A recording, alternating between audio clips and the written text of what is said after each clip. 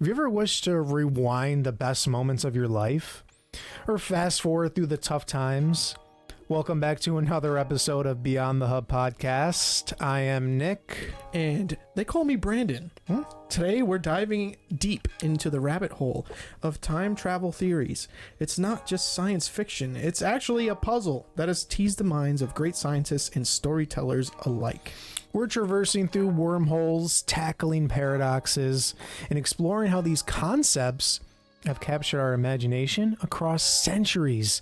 So buckle up, it's time to travel today.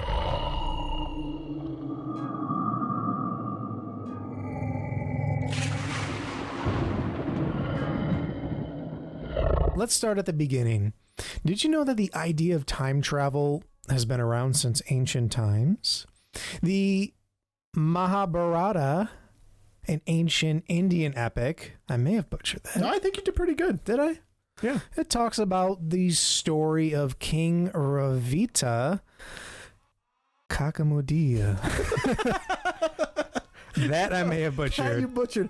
I'm pretty sure it's King Raivata Kakudmi. That's what I said. Okay. And then he traveled through heaven to meet the creator Brahma and returns to Earth to find many ages have passed.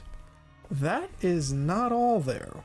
There's also the Japanese legend of Urashima Taro, who visits an undersea palace for 3 days, only to return home and discover it's been, just a measly 300 years. 300 years! These stories, they challenge our perception of time and hint towards nature being fluid. And fast forward to 1895, H.G. Wells published The Time Machine, a novel that popularized the concept of scientific time travel using a mechanical device. This wasn't just a fantasy, it sparked scientific discussions that are still ongoing today. Oh, yeah. If you had a time machine in Wells' story, which era would you visit first? And drop your dream time travel destination in the comments. I mean, we mentioned a little bit last episode, but through the means of a time machine where their potentiality of getting stuck there is increased because let's say, I'm sure this has been a story in lots of sci-fi media, movies, TV shows, books, oh no, the power source of our time machine, it cannot be repaired in this era, so we're stuck here. No. So if that's the case, but the increased chance of being able to return back to my original time, oh man, where would I go? Probably not too far back with the time machine, because I'd still want to be able to potentially attempt to get back, maybe scrounge together what I need. So maybe I think I'd want to come around right after World War II.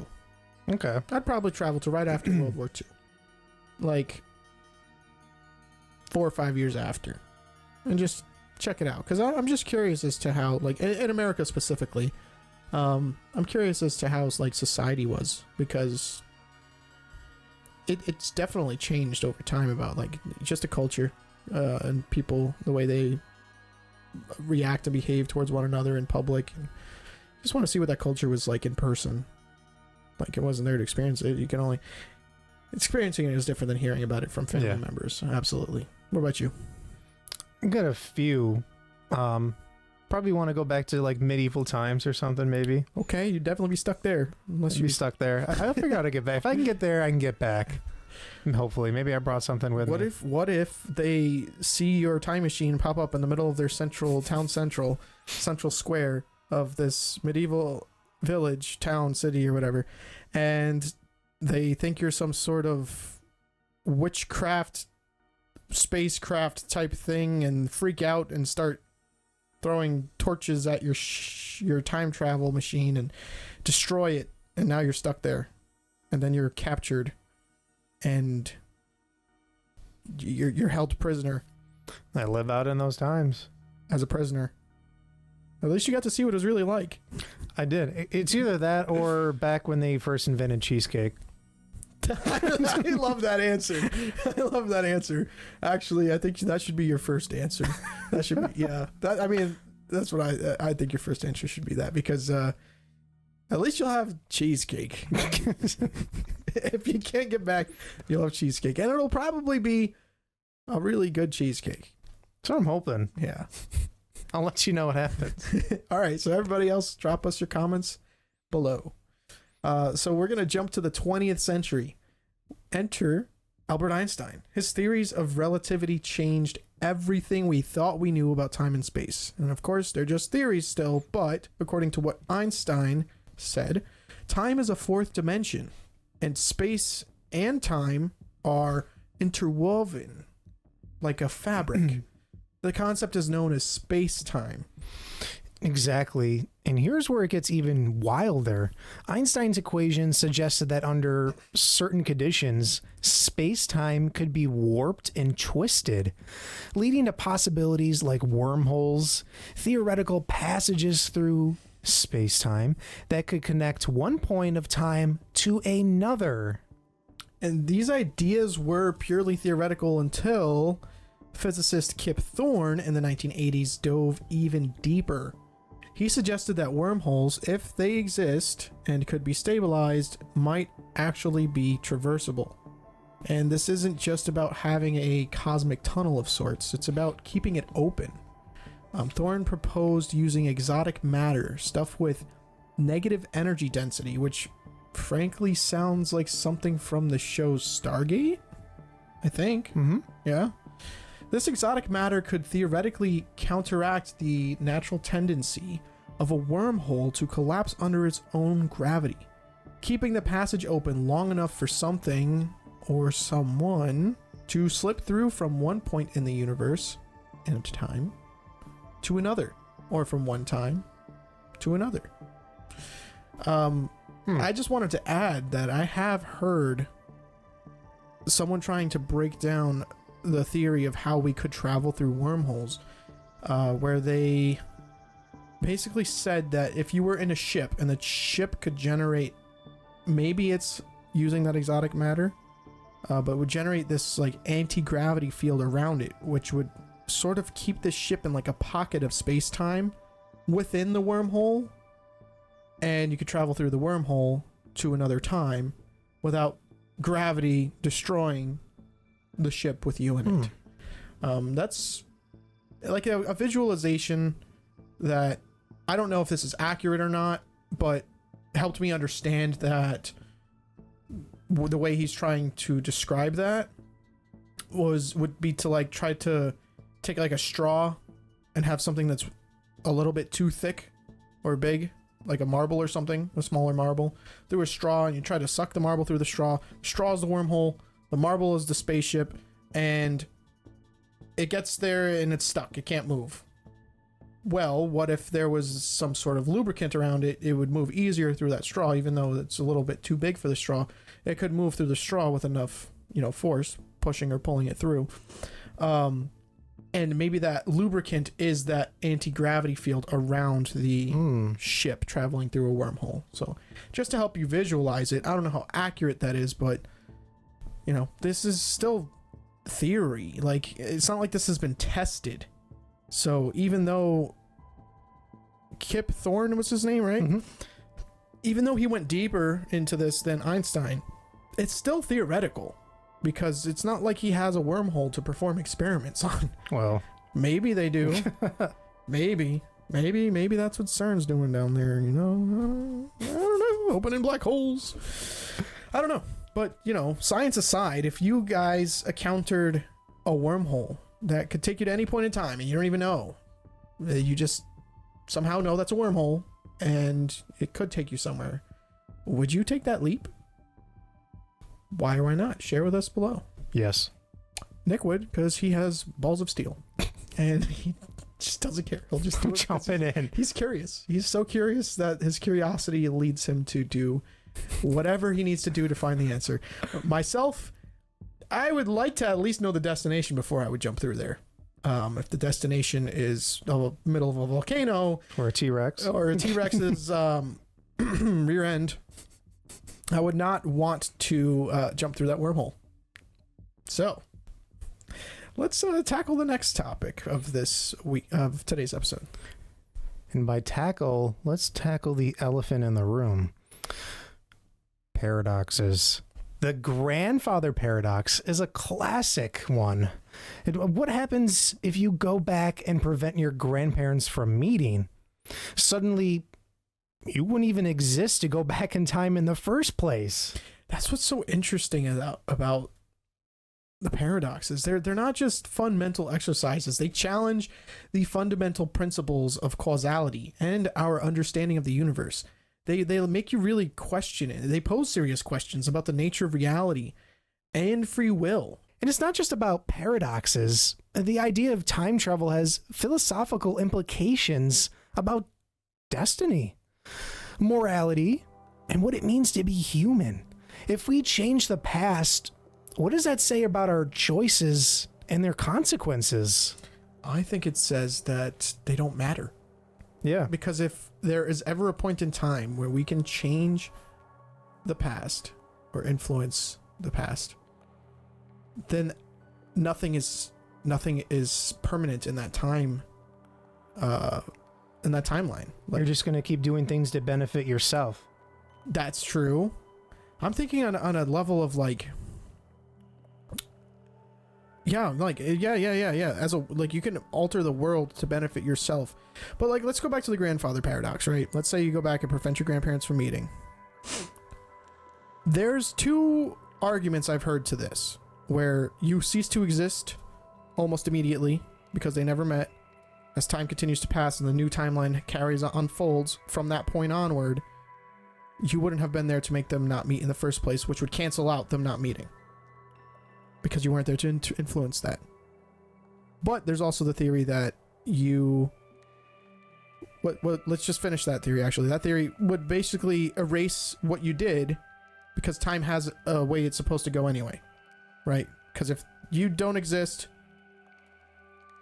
then it has to correct that back then of you going back to influence it. So the other theory, I should say, is that if you went back to stop your parents from meeting, grandparents, if you went back to stop your grandparents from meeting and then you'd cease to exist, you had to be there to stop them from meeting in order to cease to exist, which would then mean that in order for them, it's just cyclical. You think like you create another timeline? I don't think there's parallel timelines personally. I think it's all one, all with, okay, so whatever all of existence exists within, let's just say, this pocket of space-time, and I don't think that there is multiple timelines that split off from there. But what if that's what parallel universes are?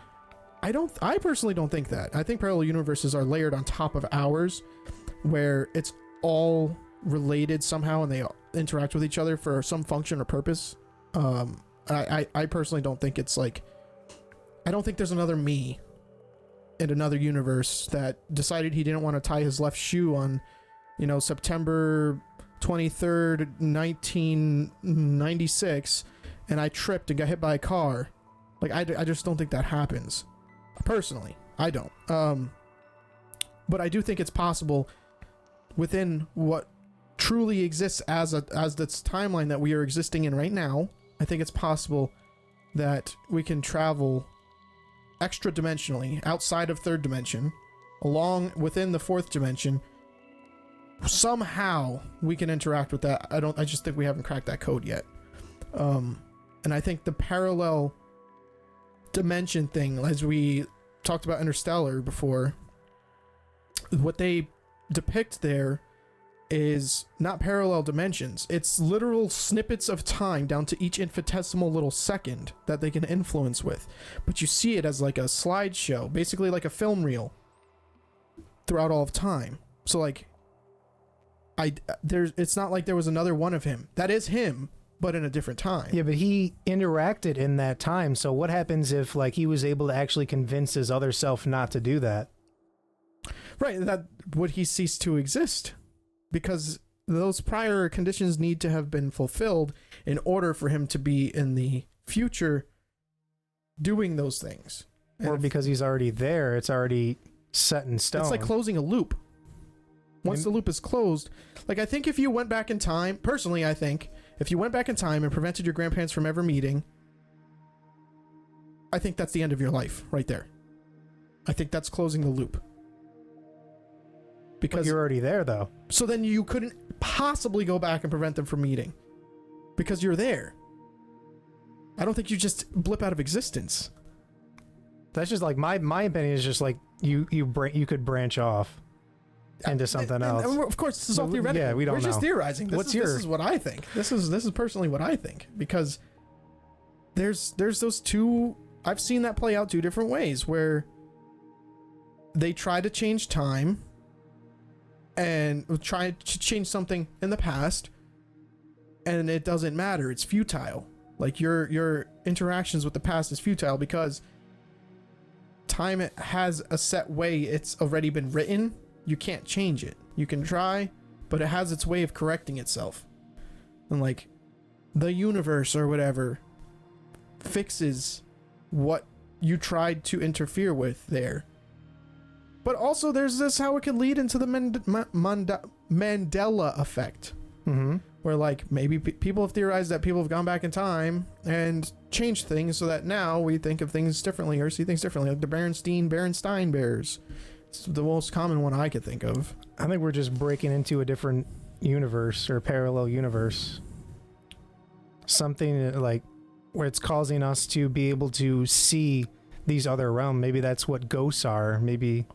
I think what I personally believe is that at least two planes of existence exist, because I've been in both of them. That's why I believe what I personally believe. The physical reality that I'm sitting right next to you right now, and you viewers are watching this episode on. Physical reality. And then the spiritual realm, which some refer to as the astral plane. I think that at least two, could be more, I'm not denying that there are more, but the way that I see them, I have seen them layered on top of one another and existing at the same time as time is passing the same rate in both of those realms, according to how humans perceive time, how I myself have perceived time. I think that the veil between that spiritual realm and our physical realm is being either lifted or thinned, whether it's intentionally and designed to be that way with a set time, or if humans are influencing that in some way, or maybe entities on the other spiritual side are influencing it in their way. I don't know, but that's what I personally believe. I don't think there's... And I traveled to that other plane. Like, it's not like I'm saying it's impossible to travel dimensions. I think dimension, when people say other dimensions, I think they're using the wrong terminology personally, because dimensions is... When you ask somebody what are the dimensions of the house, they're going to tell you the length, the width, and the height of the house. Those are the dimensions. That's what makes it three-dimensional.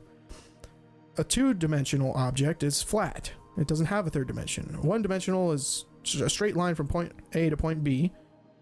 So fourth dimensional, it's hard for a human to perceive, because we can perceive everything below our current dimension of existence. So it'd be like, if you drew a square in a paper, it's not like that square could perceive what a line is. But if a fourth dimensional being made a third dimensional being, I don't think the third dimensional being can perceive what the fourth dimensional being is. I just don't, because of the way that the first, second, and third dimension interact with each other and exist on top of each barriers. other. There's barriers of entry into each one. So I think that the dimensions and the different realms of existence are different things. I don't think that the fourth dimension is a place necessarily. I think that the fourth dimension is a state of existence that we don't fully understand yet. While the realms where we exist in, where I have spiritually traveled myself, astral traveled, astral projected, whatever you want to call it, that different realm and the physical realm are separate than the dimensions. I think that both the physical and astral realm exist within the fourth dimension. You get what I'm saying? I hope I've explained my view, at least, on this very well. And maybe I have helped some people out there answer some of their own questions. I have a question for you. Think about this. If you could change any event in history, what would it be and why? And what do you think would be the consequences of this? Oh, man, this is a rough one. I'm going to stray away from what the typical I'm going to go and prevent Hitler from being born thing is. Hopefully Hitler isn't a word that YouTube will shadow ban us for. But I think that I would like to have what would I change? I would like to have a significant impact, but that's assuming that the timeline wouldn't correct itself or prevent myself from existing in the future. If none of those outcomes happen and I could change something and still exist in the future where I can see what the results of that are, I think I would prevent the Federal Reserve from being created. To see if the economy would be screwed. When we came off of the gold standard and the US dollar was just equal to nothing, I would see if the economy would be as screwed as it is right now. That's what I would do. It's a little political there, but it's undeniable that things have been weird since we came off the gold standard. That's a good one. What about you? I'm having trouble thinking about this one right now. You'd go back to when they made pasta. I would not change that. Well, listen, if you wished to not be fat, and since you revealed your wish to not be fat, it won't come true. You must make that prophecy come true by going back in time and preventing them from making pasta. If I went back and maybe I can give them some pointers on how to like speed it up a little bit, maybe. That'd be pretty cool. You'd have a pretty big impact on the pasta around the world. Where would be as a society today? How advanced would our pasta? How advanced would our pasta be? The possibilities are endless. No, I don't know what I would actually change, because I really think everything happens for a reason. I do too. Maybe I would change me not investing in certain Bitcoin or Dogecoin back then before it popped off. I think that would be what I'd change. I think that's a safe bet, because you're at least trying to influence only yourself. I had a grander idea where I wanted to influence, America as a whole and try to save us from a shitty economy. But I think yours is probably the safer bet. As I think insulate yourself against the future shitty economy. I feel like we need to be presented with such a crappy thing in order for us to realize what's going on. Right. No, like that's true. If we didn't have that out there, if we didn't know how terrible this is, it's part of Revelation, man. Yeah, it's part of Revelation. Well, these are interesting questions to ponder. I hope that you guys watching enjoy thinking about these things, and please share your thoughts with us below in the comments. But with that being said, that is going to be all for today's deep dive into the science and paradoxes of time travel. We've explored everything from ancient myths to the cutting edge physics that might one day make time travel more than just fantasy. Even though it probably already exists. And we're not done yet. Next time, we're diving even deeper into the mystical and mythical realms of time travel. We'll explore how different cultures and mythologies across time have interpreted the concept of time travel, and not just as a scientific possibility, but as a spiritual journey. We're talking about stories from indigenous mythologies, ancient texts, and even modern takes that seem to be taking time travel as a passage through the soul's evolution. It's going to be another thought-provoking journey through the spiritual side of time, showing how deeply ingrained this concept is in human culture. So make sure you join us. Your theories and comments, they really do fuel our discussions. You may just open a new door to understanding this. So hit that, you know what to do. Hit that like button, subscribe if you haven't, click that little bell, and share your thoughts below. And of course, the exploration continues, and we cannot wait to have you back for more revelations. So don't miss out. Our third and final episode of this series drops tomorrow at 5 p.m. Eastern Standard Time, and it's going to be epic. If you're new here, make sure to check out our previous series where we attempt to unravel other mysteries. And the link will be in the description below for you guys. Make sure to stay curious and keep seeking the truth. Until next time, this is Beyond the Hub podcast, where the realms of the paranormal and conspiracies collide, and the truth